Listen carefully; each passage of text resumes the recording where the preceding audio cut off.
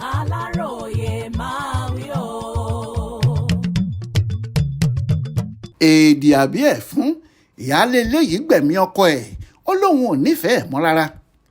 Ìyáálé ilé kan Fatima Zuma tó ń gbé lágbègbè Láfíàgì nílùú Dúáfò níjọba ìbílẹ̀ Kacha ìpínlẹ̀ Niger ti fi gèlè orí ẹ̀ fún ọkọ rẹ̀ olóògbé bàbá lọ́rùn pa lójú oorun.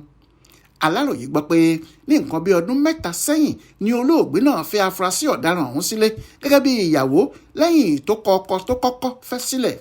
Ọmọ kan ṣoṣo ni afurasí ọ̀daràn náà bí fún ọkọ àárọ̀ rẹ̀ yìí tí kò sì tí ì bímọ kankan fún olóògbé náà.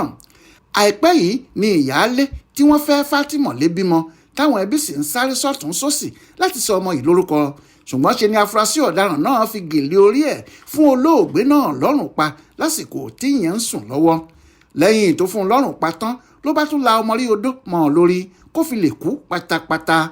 Lẹ́yìn tí olóògbé náà kú tán ni afurasí ọ̀daràn náà yí i mọ́nú aṣọ, ó wọ́ òkú rẹ̀ lọ sẹ́yìn ilé níbi tí wọ́n ń gbé. Ló bá sọ fáwọn ẹbí olóògbé náà pé òun kò mọ ibi tó wà látìgbà tí wọ́n ti ń wá a káàkiri. Ṣá o, ọ̀dọ̀ àwọn ọlọ́pàá agbègbè náà tí wọ́n fọwọ́ òfin mú un ló ti padà jẹ́wọ́ pé lóòótọ́ òun lòún fi aṣọ fún olóògbé náà lọ́rùn pa lójú oorun tó wà.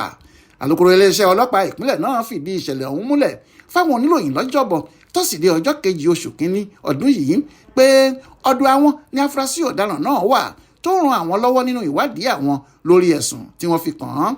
Alukoro ní àwọn máa ṣèwádìí nípa ìṣẹ̀lẹ̀ náà sí táwọn sì máa fojú afurasí ọ̀daràn náà bá ilé ẹjọ́ ní kíákíá. Adéwálé Adéoyè ló ṣàkójọpọ̀ ìròyìn ọ̀hún fún Aláròyé online television.